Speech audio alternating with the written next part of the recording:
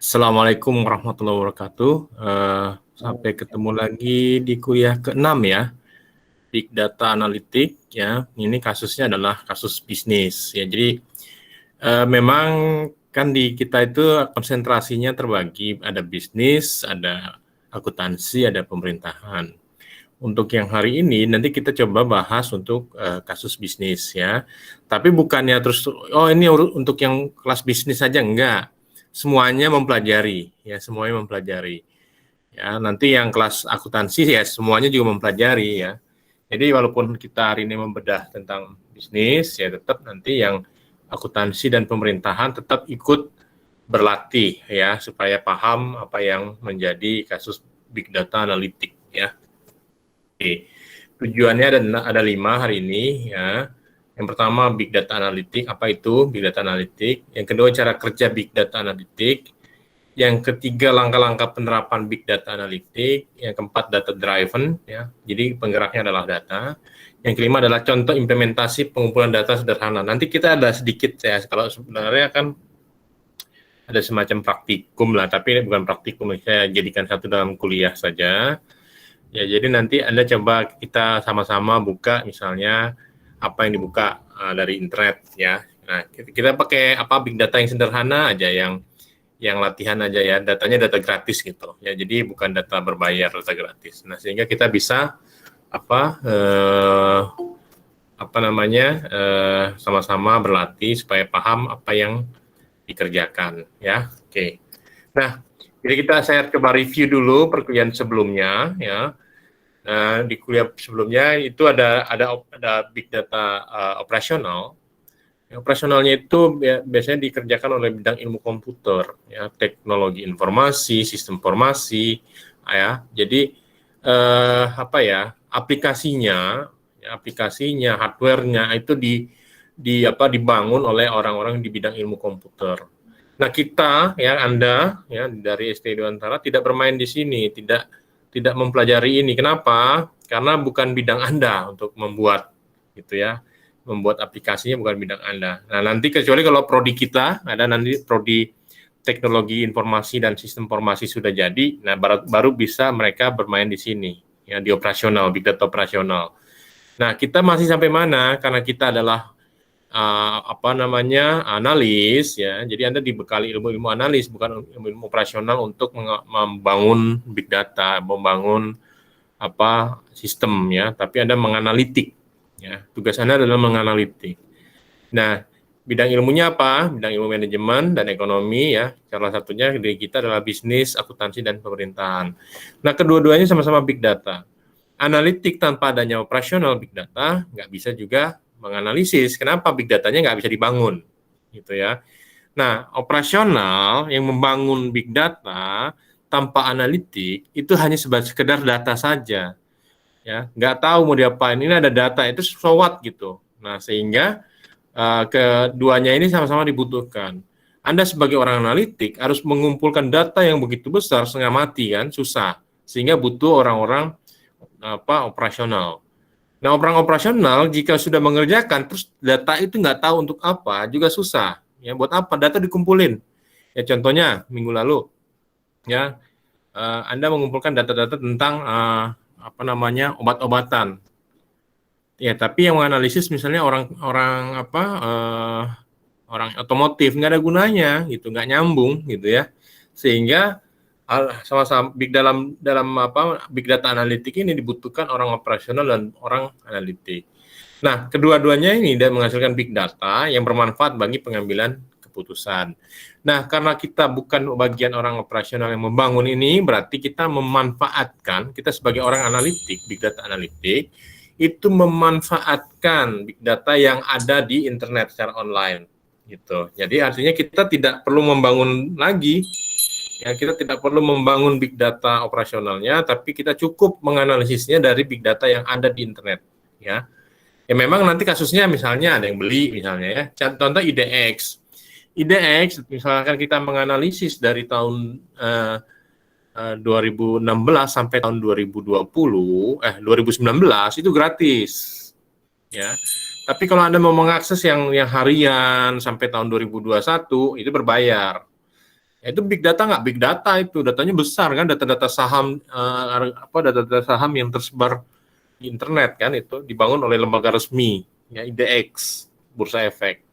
Ya, sehingga Anda harus bayar kalau misalkan mau mengakses itu secara detail. Ya, karena mereka kan ada operasional ini kan, mereka harus membayar operasionalnya. Ya, BPS misalnya. Kalau data-data umum ada di mana? Di internet, Anda bisa download. Tapi kalau mau detail datanya, ya Anda harus bayar gitu. Nah, jadi kita tidak harus membangun big datanya, namun cukup memanfaatkan big data yang tersebar yang ada di internet, ya, baik itu secara gratis maupun berbayar. Ya, tapi nanti buat latihan kita ya kita cari yang gratis aja lah. Tapi nanti kalau buat skripsi terserah. Kalau Anda mau detail datanya dalam skripsi ya Anda harus beli gitu ya. Tapi kalau misalkan tidak perlu detail ya Anda bisa mengakses data yang ada saja gitu ya. Oke, nah ini ya terbagi dua kemarin ya. Ada teknologi big data operasional ini SIM, sistem informasi manajemen, teknologi informasi dan lain-lain. Nah, kita pada ini ya analitik ya bisnis, pemerintahan, akuntansi dan lain-lain. Nah, di mana posisi Esteiriontara terhadap big data? Posisinya ada di sini. Nih, ya. Analitik, bisnis, pemerintahan, akuntansi. Nah, maksudnya analitik bagaimana? Karena Anda lah sebagai pengambil keputusan, baik itu bidang bisnis, akuntansi, dan pemerintahan. Mungkin Anda saat ini masih staff ya, belum bisa mengambil keputusan, tapi nanti pada suatu saat insya Allah Anda sebagai seorang pimpinan, baik itu di bidang bisnis, akuntansi, dan pemerintahan, jadi kepala dinas, jadi kepala manajer keuangan atau direktur keuangan atau sebagai direktur atau manajer, ya Anda harus bisa memanfaatkan ini big data untuk analitik. Ya, kalau enggak sayang sekali Anda ketinggalan nanti, karena sudah zamannya orang pakai big data. Ya, nah otomatis Anda sebagai analis di situ. Nah, bidang-bidang ini merupakan peluangnya bagaimana? Analisis saham, analisis properti, analisis keuangan, analisis migas dan lain sebagainya. Ya. Jadi ini berguna bagi Anda ya memanfaatkan big data untuk ya, menganalitik. Sehingga Anda sebagai orang yang dapat mengambil keputusan dengan baik dari data yang sudah ada. Loh, kan kita bisa cari data sendiri, Pak. Bisa, tapi lama. Ketinggalan dengan saingan Anda nanti. Ya. Padahal data itu sudah terkumpul dengan sangat banyak, dengan sangat detail, namun memang berbayar gitu ya. Toh sama aja jika Anda ngambil data secara langsung, survei kan juga bayar juga gitu kan. Nah, kita bisa bekerja sama dengan Google, dengan platform lainnya untuk memanfaatkan big data gitu ya. Karena sekarang semua teknologi sudah memanfaatkan big data. Kalau Anda mau melakukan survei silakan saja, tapi ya itu tadi Anda ketinggalan dengan pesaing Anda sehingga pasar Anda misalnya ya sudah diambil orang gitu ya. Nah, terus selanjutnya ya big data analistik ini ya disiapkan oleh perusahaan-perusahaan besar ya, firma atau organisasi ya. Jadi kalau sekarang itu big data itu sudah dilakukan lah perusahaan besar. Kalau perusahaan kecil mungkin masih data kecil ya, masih data-data lokal gitu ya. Tapi kalau sudah bicara Bursa Efek Indonesia IDX ya, di IDX itu pertama sudah ribuan bahkan puluhan ribu perusahaan yang mencantumkan datanya bisa harian, bulanan, tahunan. Ya, bisa tersebar dari seluruh Indonesia. Ya. Datanya updating tiap hari, tiap detik ya karena tergantung kurs dan sebagainya. Ya, sehingga data itu sangat terkumpul sangat besar banyak ya kemarin volume, velocity, kecepatan gitu ya dan sebagainya. Ya, jadi ada sudah memenuhi unsur itu. Facebook juga contohnya ya Anda foto jepret ya satu orang Anda jepret 10 foto saja. Bayang yang punya Facebook ada 100 juta orang. 100 juta orang kali 10 foto sudah 1 miliar. Itu dalam 1 detik misalnya atau misalkan dalam 10 menit atau 1 menit udah 10 miliar foto. Ingat foto pun adalah data. Ya. Belum video, belum apapun, teks dan sebagainya. Ya sudah berapa itu data yang bisa diakses. Instagram juga sama ya. Nah, jadi ini biasanya disiapkan oleh perusahaan-perusahaan besar ya, firma atau organisasi. Nah, data-data ini diambil, diolah dan digunakan oleh perusahaan untuk kepentingan tertentu. Contohnya gini. Ya kalau Bursa Efek Indonesia ya menganalisis ternyata kita bisa menganalisis nih perusahaan A itu tidak bagus di bidang apa nih gitu ya. ROA-nya, ROI-nya misalnya, return on asset atau return on investment ya, atau apa. Nah, pesaing itu bisa, kalau jika dia pinter, dia memanfaatkan big data yang di Bursa Efek Indonesia, oh ternyata dia kelemahannya adalah di aset misalnya, ya, sehingga tidak bisa melakukan pengembangan usaha.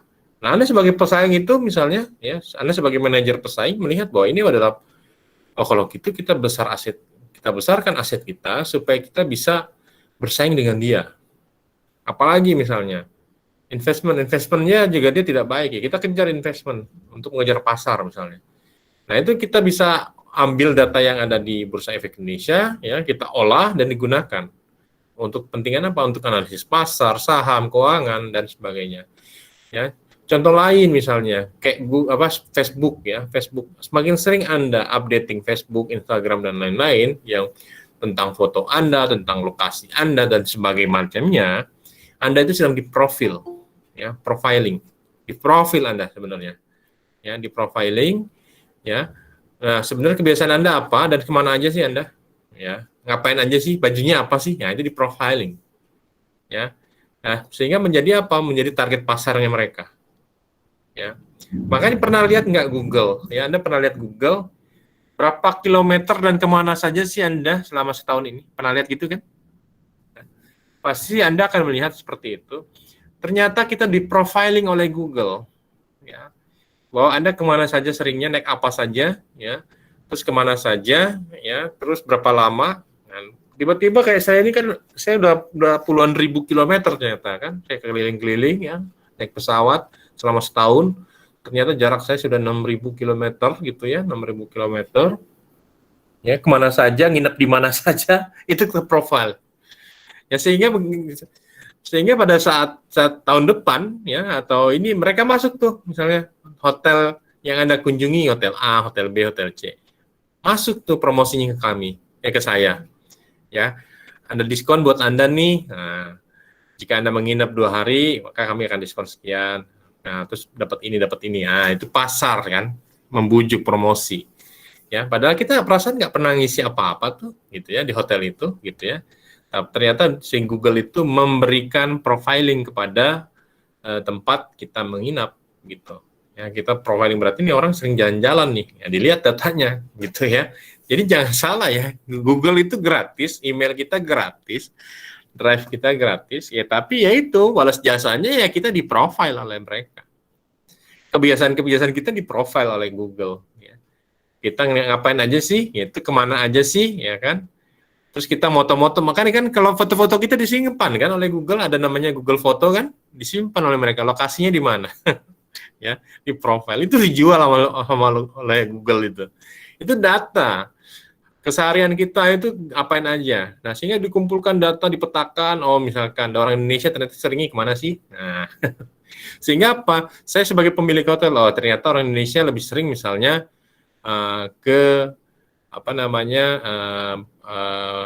Bali, atau jangan ke Bali lah, Bali udah sering, Raja Ampat misalnya, atau juga Raja Ampat lah, yang sering itu sebenarnya di apa, yang sekarang tuh di Manggarai itu di Nusa Tenggara Timur, ya daerahnya dingin, puncak, ya ternyata banyak sekali orang Indonesia yang ke sana, jadi kalau pagi-pagi itu masih berkabut, ya, sehingga apa, oh ternyata ke sana profilingnya, saya sebagai orang pemilik modal, saya pemilik hotel, oh berarti potensi saya bikin hotel ke sana. Gitu, ya. Jadi terlihat di situ, ya. Nah, keseluruhan proses untuk mengumpulkan, merapikan, menganalisis big data yang disebut dengan big data analitik. Jadi kita nanti, Anda itu sebagai orang yang big data analitik, mengumpulkan, merapikan, menganalisis, dan terakhir adalah mengambil keputusan. Ya. Nah, karena apa? Banyak manfaat dari big data analitik untuk perusahaan. Salah satunya adalah identifikasi kesempatan-kesempatan baru. Tadi, oh ternyata orang banyak berkunjung ke Manggarai. Manggarai itu di Nusa Tenggara Timur, ya. Apa namanya? Saya sebagai seorang pemilik modal memiliki kesempatan bahwa ini adalah potensi saya bikin hotel di sana. Ya kan itu kan kesempatan bisnis baru kan. Ya. Terus yang lainnya, jika ada sponsor post yang lewat timeline Instagram kamu dengan preferensi yang sesuai dengan kamu, pasti karena kamu akan buka. Jadi itu tadi, Anda di profiling oleh Instagram, ya, cetrek, foto sana, foto sini. Ternyata mereka sesuai dengan ada preferensi kamu itu sesuai dengan usaha mereka. Anda akan dikirimkan sponsor pos. Nah, Anda akan buka, tertarik. Itu salah satu promosi itu, ya kan, di profiling juga lewat Instagram. Ya, kesempatan baru ini dimanfaatkan oleh perusahaan dengan menggunakan big data. Ya, selain mereka diuntungkan, ya, customer pun juga senang karena ada rekomendasi yang sesuai dengan kebutuhan dan kesukaan mereka. Ya kan, Anda juga secara nggak langsung senang kan? Misalnya, ya kan, tempat makan Anda foto-foto nih, cetrek foto lagi makan, restoran mana, ya kan, makan apa, kan di-profiling oleh mereka. Nah, terus setelah di-profiling oleh mereka, dia dikumpulkan datanya, dianalisis mereka bahwa si A ini supaya senang jalan-jalan dan makan-makan.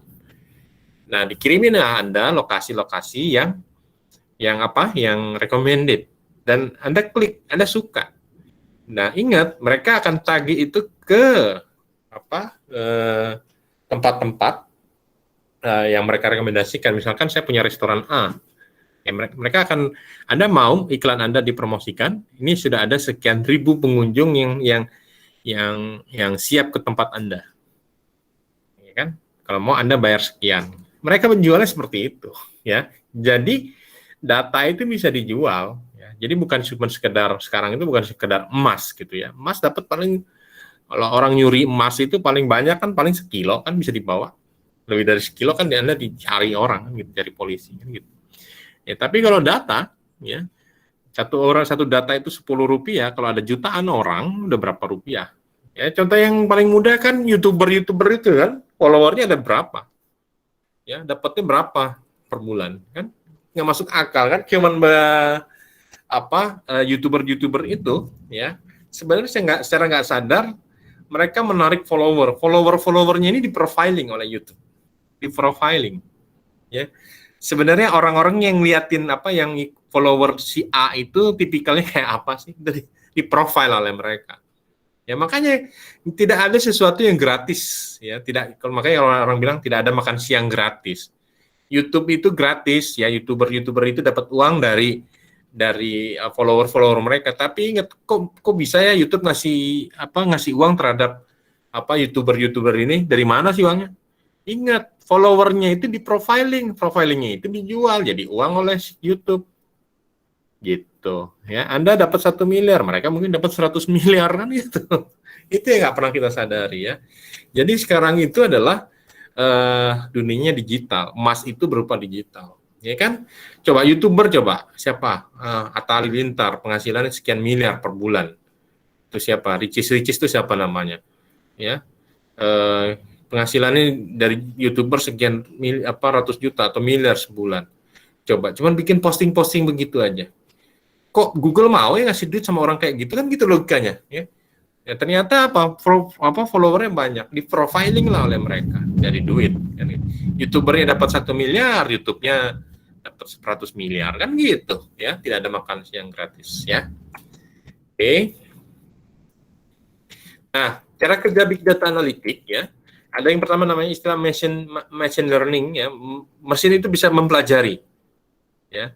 Jadi contoh Google, ya. Google itu adalah mesin, ya, mesin learning kan. Untuk mengumpulkan data, mesin berbasis artificial intelligence, kecerdasan buatan, digunakan sebagai mesin pencarian. Mesin ini digunakan dengan cepat, mempelajari data yang akan diambil. Contoh gini, Anda mau klik apa sih? Misalkan buku, coba kita baru ketik B, dia muncul A, U, K, U, gitu-gitu kan. Karena dia pelajari. Nah, yang sering kita cari apa sih? Yang sering kita cari, misalkan buku ekonomi di Google kita. Dia akan segera mereference buku ekonomi. Dia akan rekam. Dia akan pelajari tingkah laku kita. Makanya disebut dengan machine learning. Ya. Kita sering lihat harga saham. Dia akan pelajari itu. Harga saham. Dia akan pelajari bahwa Anda sering cari saham. Ya. Sehingga nanti dia akan masuk ke dalam profiling Anda bahwa Anda adalah seorang pialang saham atau pembeli saham. Ya, kalau saya misalnya orang yang senang mencari tentang teknologi, dia akan mencari rekomendasi teknologi baru pada saya. Ya. Gitu. Nah, itu contohnya Google. Nah, Yahoo kalah bersaing dengan Google karena tadi mesin learning-nya kalah updating dengan Google. Ya, Yahoo juga sama sebenarnya. Search Yahoo, ya. Nah, secara otomatis mesin akan menghasilkan model lain yang bisa menganalisis data lebih kompleks, lebih besar, akurat serta penyampaian yang lebih cepat lagi. Coba, Anda mau cari ya tentang sesuatu, baru ketik enter sudah nongol. Coba, cepet banget kan? Ya, misalnya saya mau cari tentang Hotel Salak atau di Jakarta misalnya Amaris di Jakarta. Begitu kita klik muncul semua banyak, atau hotel di Jakarta muncul semua misalnya.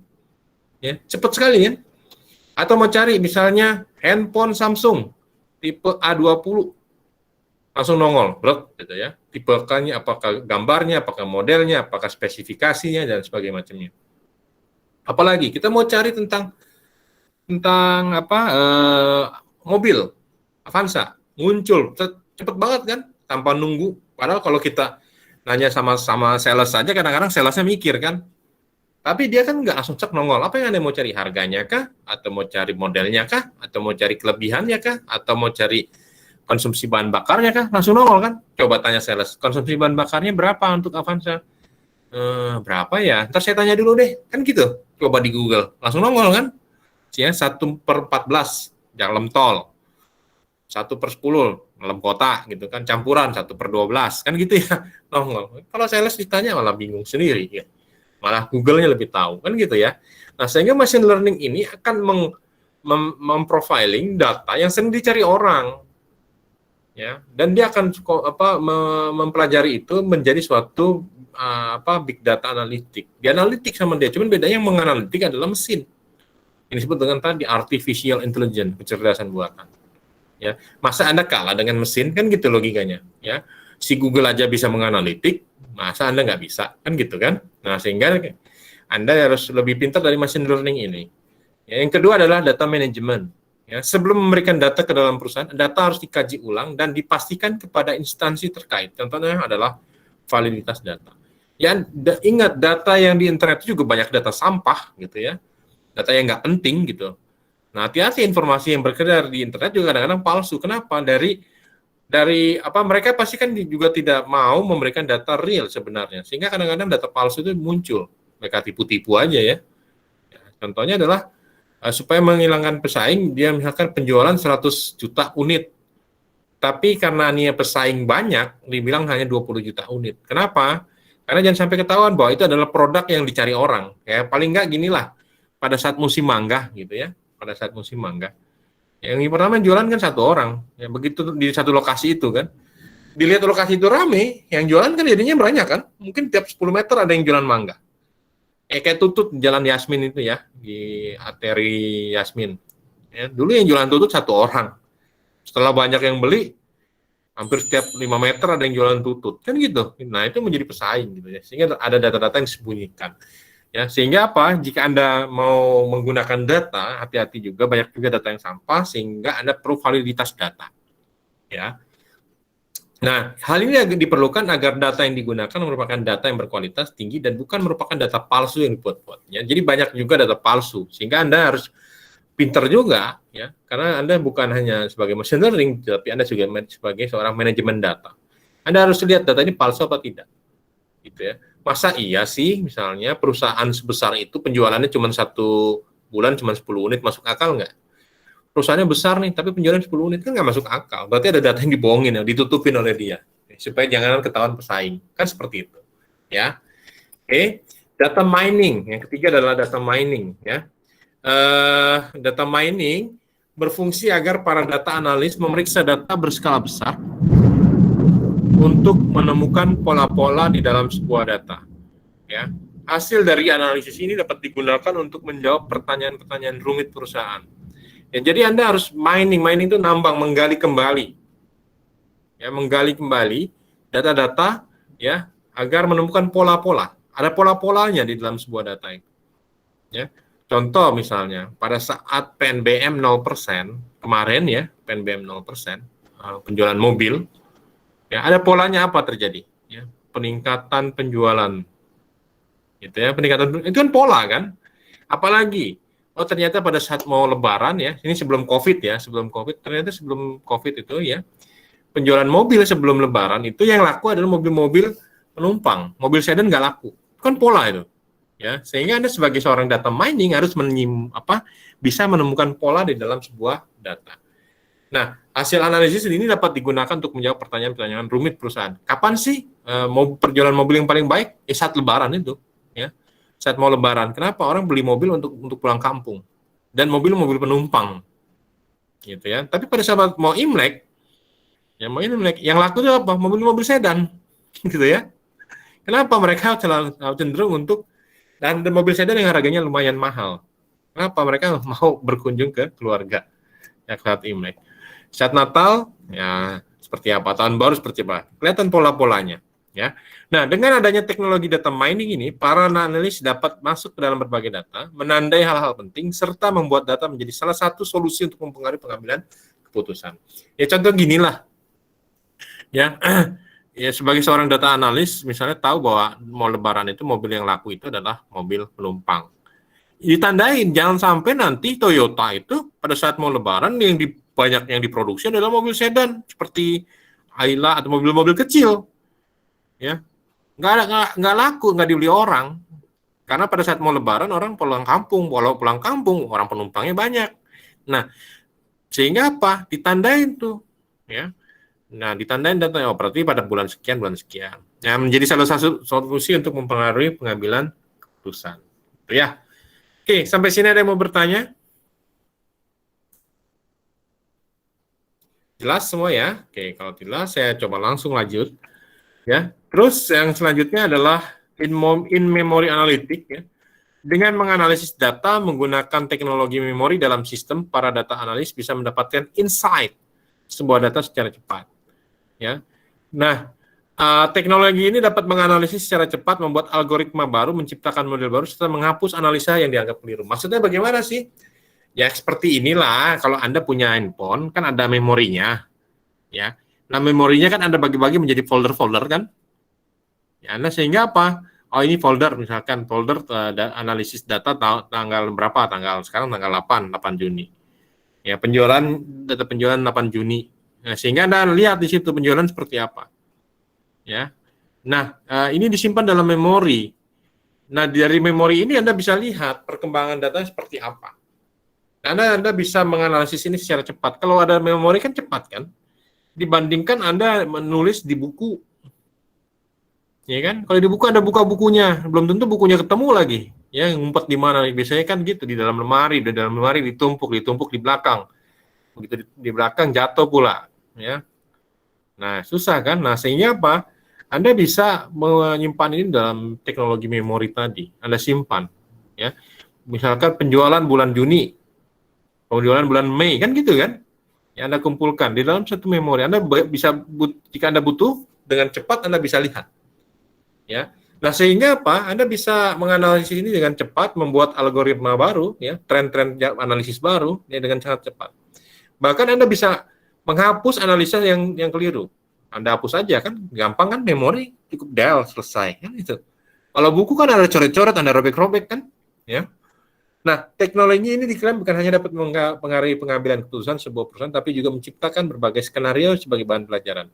Jadi dengan memori ini Anda bisa membuat beberapa hal simulasi. Jika misalnya pada saat Lebaran saya perbanyak, kan mobil penumpang banyak, ada Innova, ada Avanza untuk Toyota ya. Mana yang ada Rush, mana yang mau saya perbanyak? Rush, Innova, Avanza, kan gitu. Ya. Nah, sehingga Anda bisa buat skenario-skenario di situ. Kalau misalkan ini pasarnya berarti Innova itu pasarnya siapa? Orang kemana? Kalau Rush siapa dan orang kemana? Avanza siapa orang kemana? Kan bisa terlihat. Oh, ternyata Avanza untuk orang yang menengah ke bawah, daerahnya daerah-daerah mana? Innova untuk orang-orang yang menengah ke atas, daerahnya kemana?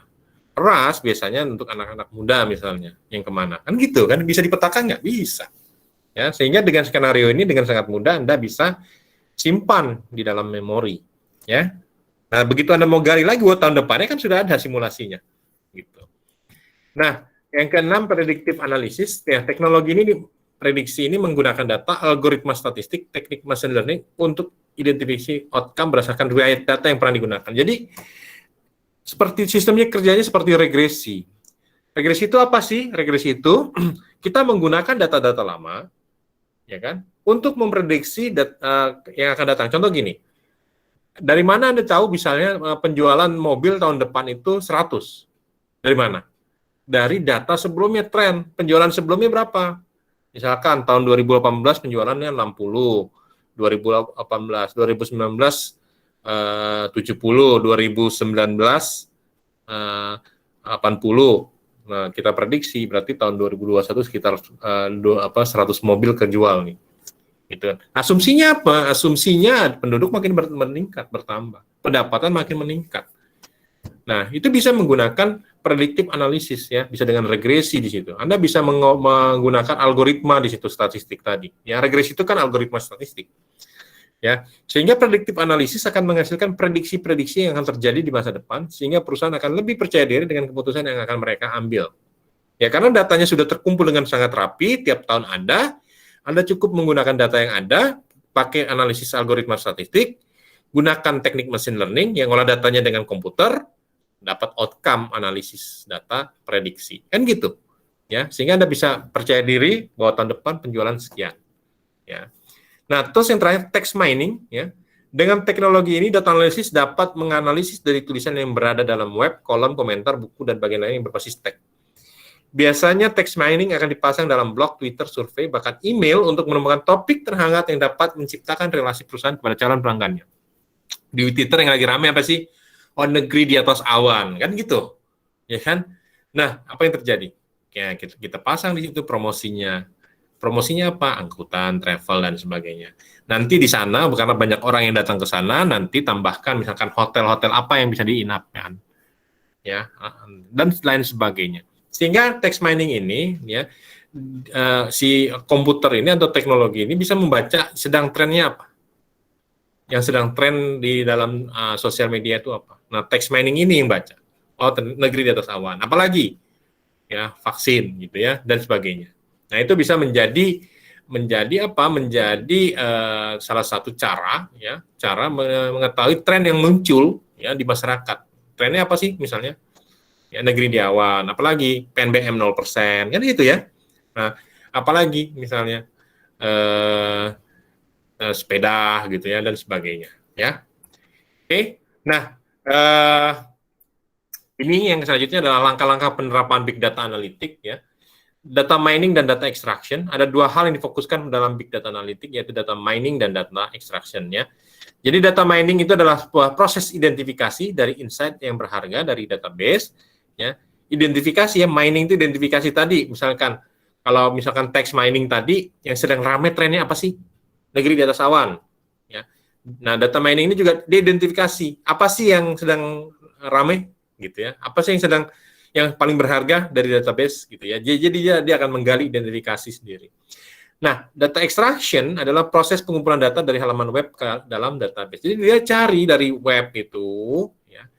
Nah, terus dia coba ke dalam database, dikumpulin ke dalam database oleh si machine learning tadi. Ya, yang sedang rame sama orang apa sih? Ya, itu yang dikerjakan nanti disimpan ke dalam database. Oh, ini loh. Nah, nanti kita lihat lah latihan kita itu kita lihat lah ya dengan yang nanti di analisis tren tadi nanti ya. Nah, data collection, big data tidak memiliki tombol end sehingga data yang masuk ke dalam database akan terus bertambah seiring dengan pertumbuhan dunia. Jadi data itu tidak terbatas. Selama orang akses ya terus-terusan, nggak ada kata tombol end, nggak akan pernah berhenti, akan terus bertambah. Ya, jadi tiap tahun, tiap detik, nambah terus, makanya disebut dengan big data karena udah nggak bisa di stop lagi. Data mengalir terus dan data itu sangat mahal. Ya, tidak hanya bertambah karena adanya data baru, data extraction harus terus dilakukan untuk mengumpulkan perubahan data yang terjadi di tiap orang. Jadi saya itu juga bisa bukan hanya baru ya data yang karena saya baru gitu ya. Tapi perubahan data yang terjadi, misalkan saya tadinya menggunakan Xiaomi gitu ya, terus mengganti menggunakan Asus, menggunakan Samsung, ya itu diri saya, datanya dirubah, tadinya menggunakan Xiaomi. Nah, perubahan-perubahan data dari setiap orang itu juga bisa. Ya, tidak perlu menambahkan orang baru atau data baru, ya. Tapi ada perubahan-perubahan dari orang tertentu atau karakteristik atau profil orang yang sama tapi berubah. Itu bisa, ya.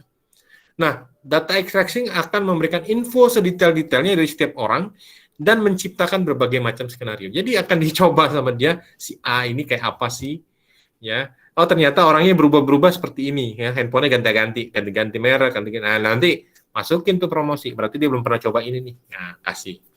Ya, bagaimana tanggapan dia kan gitu. Nah digunakan misalkan, oh ternyata Samsung cuma digunakan 1 tahun, Xiaomi misalnya 3 tahun, oh OVO misalnya Vivo misalnya 5 tahun. Nah berarti orang ini sebenarnya tertarik dengan Vivo, kan bisa seperti itu, ya detailnya bisa kelihatan. Ya. Yang ketiga adalah data storing. Ya, jadi nanti setelah mining data dikoleksi terus di storing. Storing itu apa? Menyimpan sebuah data, apalagi data yang besar tentunya tidak bisa sembarangan. Ya. Storage untuk menyimpan data yang baik, menyediakan infrastruktur yang memiliki mesin analisis data terbaru. Tak hanya itu, storage yang baik juga serta penyimpanan dengan ukuran besar. Ya contohnya gini, cloud itu adalah salah satu data storing ya. Cloud, Google Drive, apalagi Xiaomi, apa tuh ya? Ada saya lupa namanya ya. Masing-masing handphone punya tempat penyimpanan lah. Asus Storage ya. Vivo juga ada ya. Masing-masing punya tempat penyimpanan 1 tera. Ya, sehingga data itu bisa disimpan. Tujuannya apa? Memang gratis? Enggak. Ya, data yang disimpan di tempat Anda itu di profiling semua itu. Yang banyak apa? Foto, video, PDF file, jurnal atau apa. Ya. Nah, banyak software yang digunakan untuk menyimpan data berskala besar, contohnya Excel, Hadoop, Cloudera, Talent dan sebagainya. Ya. Nah, aduh capek juga ya. Nah, yang selanjutnya adalah data cleaning ya.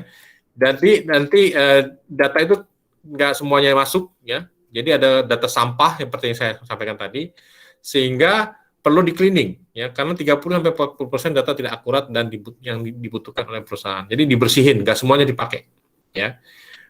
Maka dari itu adalah pembersihan data untuk menyaring data mana yang dibutuhkan atau tidak. Ya. Nah, terus Anda bisa baca sendiri ya di sini. Ya, pada intinya adalah cleaning itu adalah membersihkan data yang benar-benar dibutuhkan oleh perusahaan atau oleh kita saja. Ya. Ya misalkan seorang perusahaan farmasi, dia akan mencari obat-obatan yang sering dicari orang, tapi dia tidak akan mencari misalkan mobil-mobil yang sering dicari orang kan gitu, ya, gitu. Jadi ada data-data yang diperlukan, ya. Ini kembali. Nah yang kelima data analisis, ya. Ini adalah pola atau kebiasaan para klien, ya. Data consumption.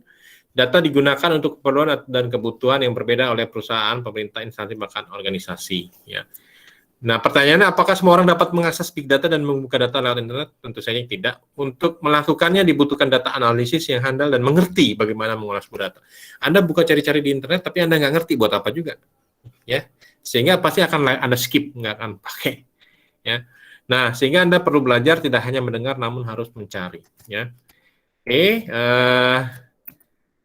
data driven ya ini Anda bisa baca sendiri ya karena ini teks saja, keterangan-keterangan Anda bisa baca sendiri. Ya jadi pertama adalah untuk data driven Anda tentukan tujuannya, mau ngapain sih Anda cari data itu. Terus cari sumber-sumber datanya yang bisa digunakan dari mana aja gitu ya.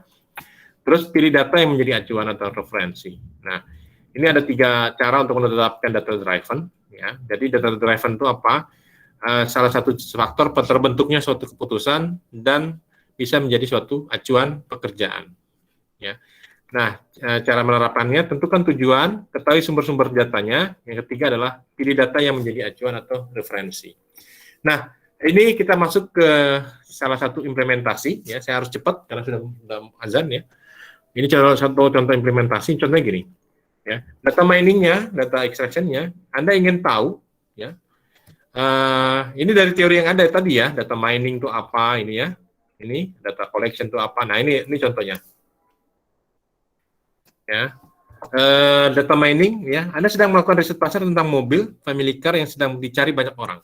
Ini ya data mining dan data miningnya. Data extraction-nya, ya, Anda harus mencari data dengan survei ke seluruh Indonesia karena kalau Anda mau tahu tentang pasar mobil Avanza, Xenia, Innova, Anda harus cari ke seluruh Indonesia, gempor lah Anda. Duit nggak cukup, ya, waktu nggak cukup, seluruh Indonesia. Nah, sudah ada yang mengumpulkan data itu. Siapa itu? Citran Google.com. Ya. Sehingga Anda tidak perlu lagi cari data ke seluruh Indonesia, ya, butuh dana banyak, butuh waktu banyak, butuh orang banyak. Sehingga apa? Anda akan kalah bersaing nanti dengan pesaing. Nah, Anda sebelum begitu datanya sudah terkumpul, pesaing Anda sudah jalan duluan. Anda rugi kan? Nah, sehingga Anda bisa memanfaatkan big data dengan cepat, efisien, dan efektif. Cukup buka Google Trend. Ya, caranya ini, ya kalau Anda bisa, coba silakan buka Google Trend, ya, trendsgoogle.com, ya. Anda buka, nanti saya ajarkan caranya. Ya, ini Anda bisa baca, cuman saya coba praktikkan, langsung saya tampilkan ke dalam latihan ya. Ini Anda bisa baca sendiri. Ya, caranya bagaimana? Jadi gini, ya. Caranya seperti ini. Ya, jadi Anda buka apa namanya ini, ya, trendsgoogle.com. Terlihat ya? Trendsgoogle.com ini terlihat nggak? Terlihat, Pak. Oke ya. Trendsgoogle.com ya. Oke, ini terlihat.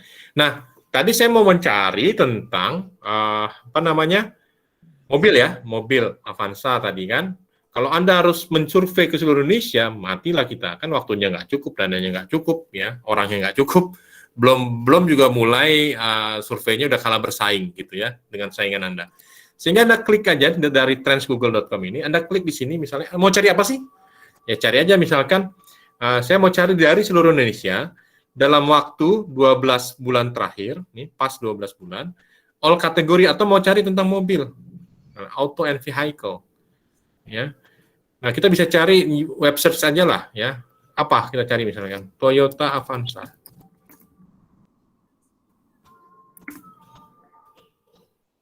Nah lihat muncul kan dalam 12 bulan terakhir, lihat pergerakannya seperti ini Avanza. Nah kita lihat ya turun kan semenjak apa namanya, kita lihat makin lama makin turun, lesu. Nah, pas mendekat-dekati apa kemarin tuh bebas PNBM 0%, mulai naik, tapi kalah bersaing lagi gitu ya, turun ya. Terus naik. Nah, ini PNBM 0% di sini nih kalau salah. Ya. Di sini penjualannya meningkat pada saat PNBM 0%. Nah, memasuki PNBM naik 50% menurun lagi. Ya. Oke, saya mau membandingkan, oke kalau gitu sebenarnya yang dicari orang apa sih? Avanza kah atau apa yang paling baik? Kita klik lagi compare di sini. Kita klik misalnya Toyota Rush. Kita tahu dulu bahwa Avanza itu mobil sejuta umat mengalahkan lainnya. Coba kita lihat sekarang. Ternyata ini kita lihat ya, lambangnya merah itu adalah Rush, biru adalah Toyota. Ternyata Toyota Avanza itu bukan lagi mobil sejuta umat. Sudah dikalahkan oleh Rush penjualannya, lihat. Ya, tapi lihat polanya, mirip-mirip nggak? Ya, mulai dari ini ya, mirip-mirip. Ini ningkat, ini turun, ini ningkat, ini ningkat. Ini turun ya, polanya lihat tuh. Ya kan? Ini turun, ini ningkat gitu ya, lihat. Ya. Tapi tetap Avanza sudah kalah dengan Rush. Makanya kita lihat sekarang kan lebih banyak Rush di jalanan dibandingkan Avanza kan? Ya enggak? Ya. Nah, itu yang terjadi. Kita bisa membandingkan itu. Ya. Nah, coba saya membandingkan dengan Xenia. Daihatsu Xenia.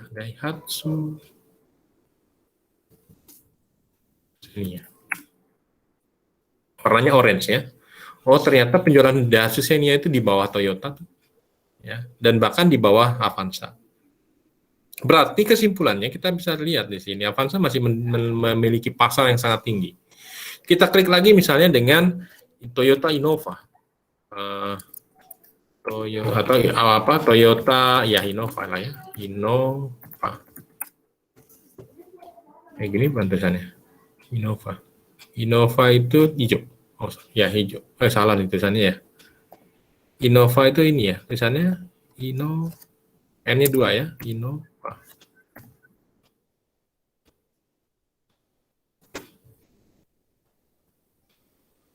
Ya. Masih lebih tinggi Toyota Innova. Ya, coba masukin dengan Toyota Fortuner. Kita ini bicaranya seluruh Indonesia ya, bukan Bogor ya. Ya, coba Fortuner itu yang ungu di sini. Ya, oke. Ya, berarti memang kesimpulannya kita bicara seluruh Indonesia, Innova itu masih memiliki pasar yang paling tinggi. Ya. Kalau di Jakarta atau di Bogor sih kita mungkin lihat udah banyakkan ras. Iya di Bogor Jakarta, tapi ingat kita lihat ke sini, lihat pasarnya, Innova itu di mana? Ya, jadi kita kan di sini nih trennya, ya perubahannya. Kita lihat di sini, iyalah Innova itu ternyata ramenya di mana? Di luar Jakarta, ya. Karena memang mobil yang paling nyaman dia, ya kan? Tuh, ya, ya. Nah, tapi ya yang sering dicari orang itu apa gitu ya. Oke, ini coba saya coba bandingkan misalnya, kalau ini nggak sebanding karena harganya jauh, kita sebandingkan misalnya Toyota Avanza, Toyota Rush, Daihatsu ini dengan Daihatsu Terios ya, Daihatsu.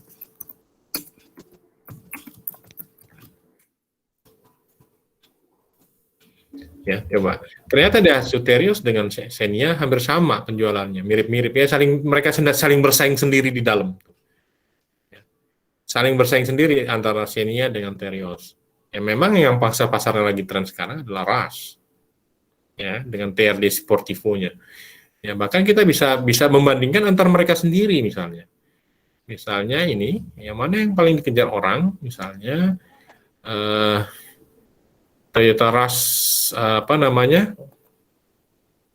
TRD Sportivo dengan Toyota Rush G.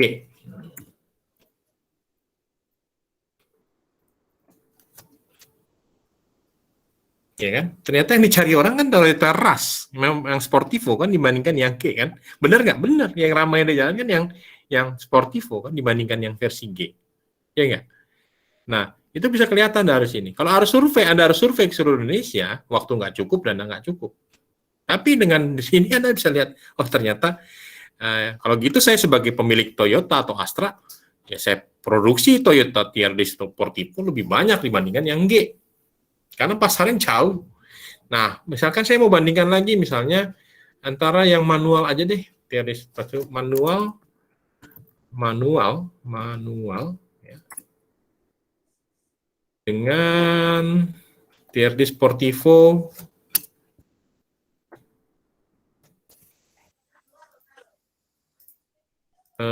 Matic.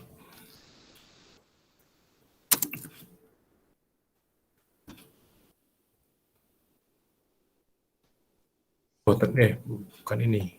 Sportivo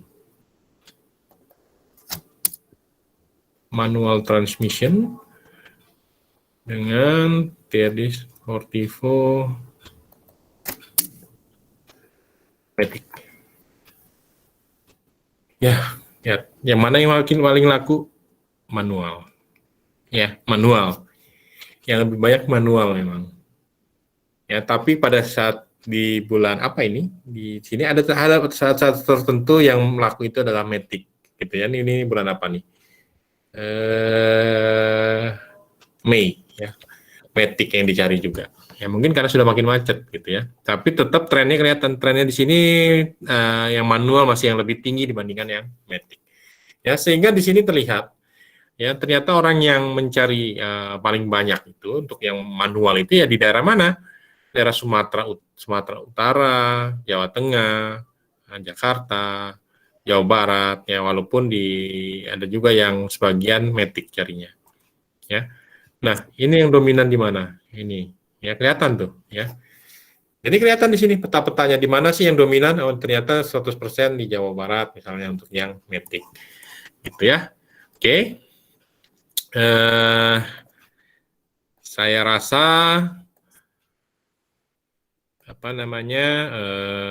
Bentar saya lihat dulu bahannya masih ada nggak ya tambahannya?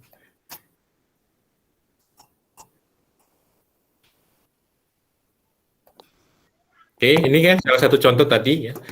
Kan saya membuatnya seperti ini. Data miningnya apa sih? Ini data mining dan data extraction-nya seperti ini, ya. Data miningnya ini, data extraction-nya ini, cara carinya di sini gitu ya. Anda cukup ikutin ini nanti ya, ikutin aja. Saya ingin Anda belajar mencari big data yang sederhana ya. Bahkan ini bisa jadi skripsi sebenarnya kalau Anda mau ya. Nah, Anda ikutin saja data miningnya bagaimana. Ini, ikutin aja. Misalkan ini ganti jangan mobil deh, tentang apa? Tentang handphone, tentang laptop, tentang sepeda, tentang apapun. Ya, Anda bisa ganti di sini search-nya apa, bandingkan, lihat di trendsgoogle.com. Ya, Anda buka dengan caranya saya rinci di sini. Tadi Anda sudah lihat langsung ya cara carinya. Ini juga saya rinci seperti sini. Ya, Anda cukup masukin datanya, ya, di mana wilayahnya, berapa bulan, ya, compare, ya. Terus Anda bandingkan, ya, mana yang paling tinggi, gitu ya. Anda lihat lagi, ya. Bahkan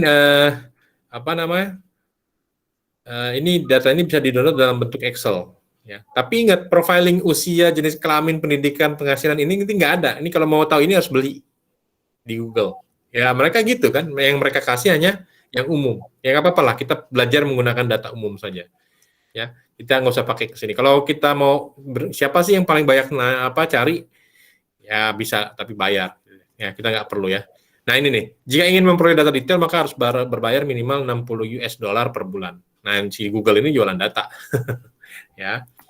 Nah nanti Anda bisa petakan, ikutin aja ini, ya, ikutin yang saya buat di sini, data cleaning dan sebagainya macam. Ya. Nah, Anda ikutin saja. Ya, saya ingin Anda belajar langsung aplikasi, implementasi. Kalau nggak diimplementasikan, Anda nggak akan tahu. Ya.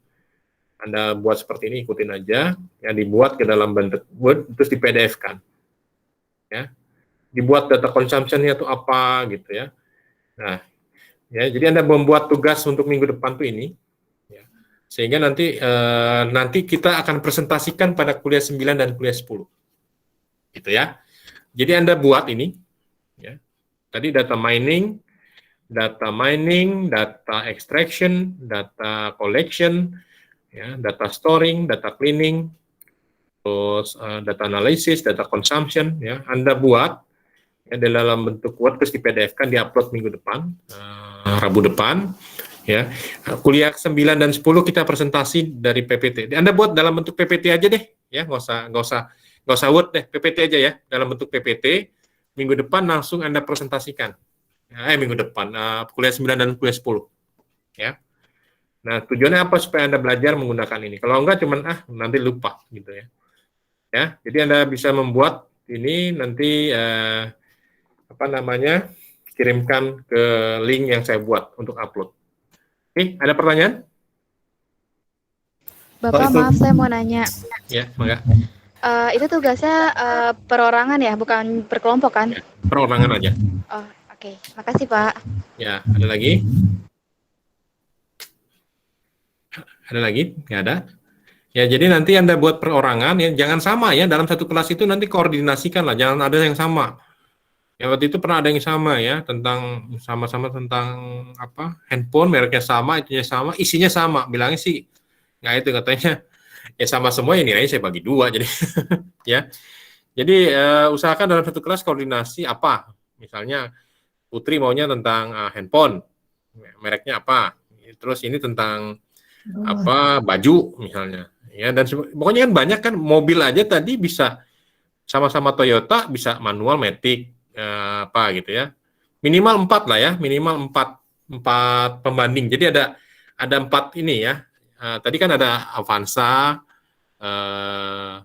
Rush, Innova dengan Fortuner misalnya. Minimal ada 4 itulah. Tapi kalau misalkan dalam satu ini boleh nggak? Misalkan Toyota Rush Matic, Toyota Rush tier di Matic, tier di manual, G Matic, G manual, boleh nggak? Boleh gitu ya. Boleh. Yang penting ada 4 minimal. Kalau 2 aja nanti Anda susah untuk membandingkan. Ya. Oke, ada lagi pertanyaan? Ya, nanti kuliah 9 10-nya dipresentasikan, jadi dikumpulkannya minggu depan, karena untuk kuliah berikutnya kan ada yang pemerintahan semua juga ikut lagi, nanti ada akuntansi ikut lagi, bagaimana menganalisis data di Bursa Efek, gitu ya. Nanti kuliah 9 10-nya baru presentasi. Oke, ada pertanyaan lagi? Ada nggak? Kalau nggak ada, saya tutup kuliahnya sampai di sini. Ada pertanyaan? Ya. Pak, itu bikinnya kayak contoh yang Bapak kasih, maksudnya gambarnya di screenshot, terus kasih keterangan gitu ya? Iya, pokoknya ikutin aja sesuai. Ini. Nah, ikutin aja, nanti tulisannya data mining apa. Oh, sesuai itu Pak ya? Ini. Nah, teman ini diganti nih, Anda sedang Anda sedang melakukan riset pasar, jangan mobil lagi, tentang handphone misalnya, gitu ya. Tentang handphone, atau misalkan kalau misalkan mau tentang handphone yang sama, tentang handphone Samsung dengan tipe, ya boleh aja dalam satu merek tipenya beda-beda, boleh, gitu ya, misalnya. Atau Bapak, ya berarti boleh tentang apa aja ya? Enggak boleh, terpaku pada mobil atau handphone gitu ya? boleh apa saja, yang penting bisa di-compare, ya. Oke, baik Pak. Ya dalam satu kelas jangan ada yang sama, ya. Ya diikutin aja ini, persis diikutin ini. Ya ada gambarnya. Jadi ketahuan handphone misalkan Xiaomi Note 9, apalagi gitu ya, Poco X3, Poco X5, handphonenya kayak gini. Nah, nanti Anda bandingkan gitu. Ya. Gitu ya, ikutin aja. Ini kan ada nih contohnya. Nanti Anda ikutin aja bagaimana cara nyarinya, ada screenshot seperti apa. Ya, nanti muncul seperti gambarnya bagaimana gitu ya. Nanti Anda lihat petanya di mana, gitu. Ya tujuannya supaya Anda berlatih sih kalau saya, ya, supaya tahu bisa memanfaatkan big data. Ya, belum nanti yang penelitian akuntansi itu, yang paling enak akuntansi itu bisa nyambung langsung dengan skripsinya, bagaimana mencari data return on asset dan sebagainya. Ya. Oke, ada pertanyaan lagi? Oke, kalau tidak Cukup, ada, Pak. ya ada? Cukup, Pak. Cukup, oke. Kalau tidak ada, saya